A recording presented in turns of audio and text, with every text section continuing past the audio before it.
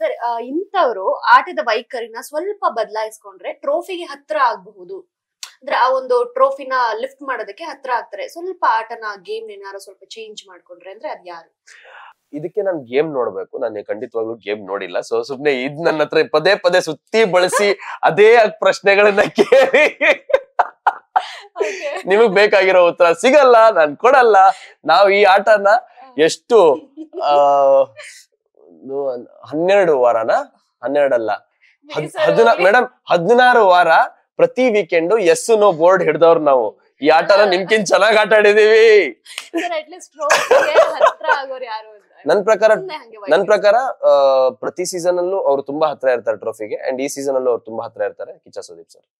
Okay, so ನೋಡಿದ್ರ Shine Shetty sir ಯಾಕೆ win ಆಗಿದ್ದಾರೆ ಅಂತ ನೋಡಿ, ಇಲ್ಲೇ ಗೊತ್ತಾಗ್ತಾ ಇದೆ. ಈ ಸಲ ಕಳ್ಸಿದ್ರು ಅವರೇ ವಿನ್ ಆಗ್ತಾರೆ, ಮುಂದಿನ ಸಲ ಕಳ್ಸಿದ್ರು ಅವರೇ ವಿನ್ ಆಗ್ತಾರೆ.